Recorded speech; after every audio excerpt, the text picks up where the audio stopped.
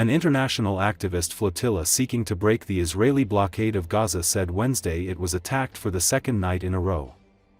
According to Associated Press, the global Sumud flotilla said that one of its boats, the British-flagged Alma, was attacked by a drone as it was docked in Tunisian waters. No one was harmed. The group shared security camera footage showing people on board shouting, "Fire," and pointing to the sky. Projectiles on fire fell on the deck, exploding and setting off a blaze. The attack appeared similar to the one the night before on the Portuguese-flagged family vessel. Tunisian authorities denied on Tuesday claims that the first attack had been caused by drones, adding they were investigating. There was no immediate reaction to the second attack. The flotilla, consisting of around 20 boats, departed from the port city of Barcelona in Spain with a symbolic amount of humanitarian aid on September 1. It had planned a stop in Tunisia before sailing on to Gaza. These repeat attacks come during intensified Israeli aggression on Palestinians in Gaza, and are an orchestrated attempt to distract and derail our mission, the activists said. The global Sumud flotilla continues undeterred. There was no immediate reaction from the Israeli authorities.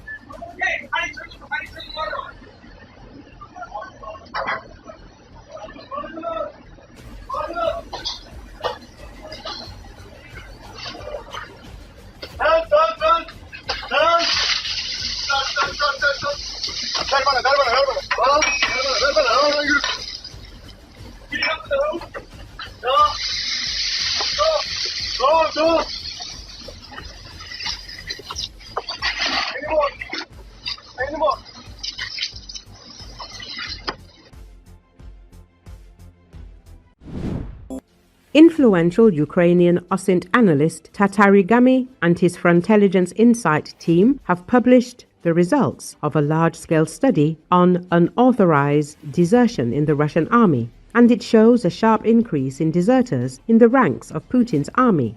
According to their data, the number of escapes and desertions in the Russian army has increased 2 to 3 times in recent months. This is not about isolated incidents. The database contains 13,807 confirmed cases of unauthorized abandonment of a unit, recorded from 2022 to July 2025. The year 2025 has become especially alarming for the Kremlin. By July, the number of registered cases had already reached the level of 2024, indicating a doubling of the desertion rate. Researchers note that while cases of defection were relatively rare at the beginning of the war, the phenomenon is now widespread. Of the 13,807 cases reviewed by analysts, 11,341 involved contract soldiers, 2,457 were mobilized, and 9 were other categories, including conscripts. Thus, the overwhelming majority of deserters are contract soldiers. An example is the 30th Separate Motorized Rifle Brigade of the 2nd Combined Arms Army of the Russian Federation. From April 2023 to March 2025, 1,988 cases of desertion and unauthorized departure were officially recorded there. In less than 2 years, the number of fugitives is comparable to half of the brigade. The indicator increased especially sharply in 2024 to 2025. According to analysts, contract soldiers make up 73.6% of deserters in this unit.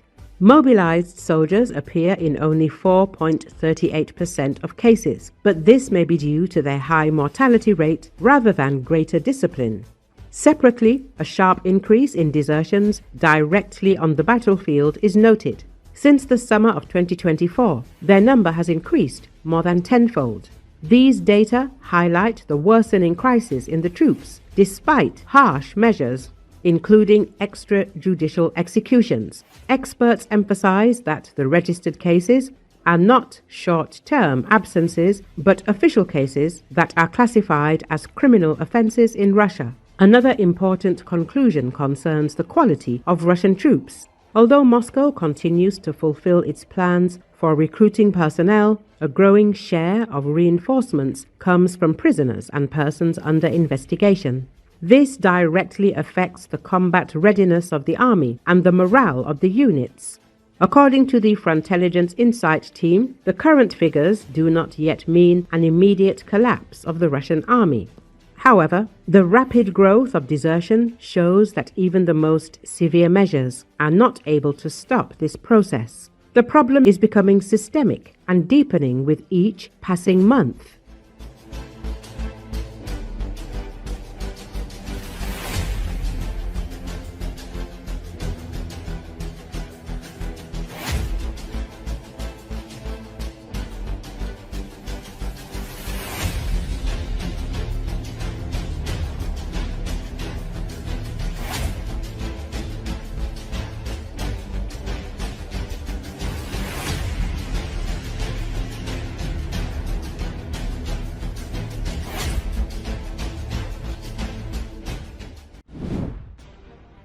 Over the past month, units of the National Guard of Ukraine, NGU, have destroyed 88 Russian armored vehicles, 788 trucks, 604 artillery systems, 203 radar stations, and more than 100 ammunition depots on the front lines. This was reported by Ukraine's Minister of Internal Affairs, Ihor Klimenko.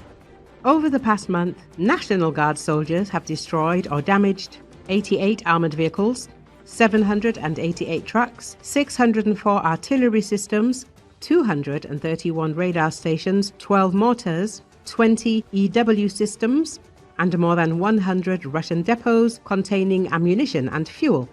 In August, NGU units also located and eliminated 36 multiple launch rocket systems and 5 surface-to-air missile systems, Klimenko stated.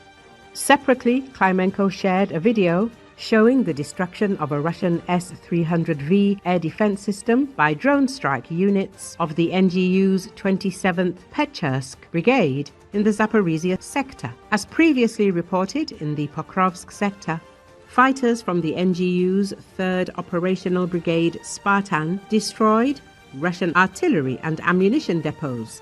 Recall, recently the Security Service of Ukraine SBU carried out a drone strike against 2 Russian ammunition depots in the town of Bilokurakin, located in the temporarily occupied Luhansk region. According to the SBU, Bilokurakin is situated on a key railway line used to transport ammunition from Russia to frontline positions, including the Pokrovsk sector. The operation targeted this supply route to disrupt the flow of munitions to Russian forces.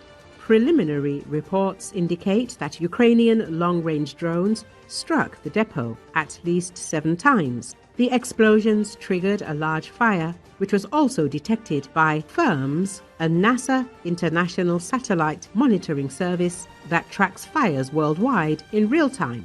The SBU stated that such operations are part of systematic strikes against Russian logistics in occupied territory, aimed at reducing the offensive potential of Russian forces.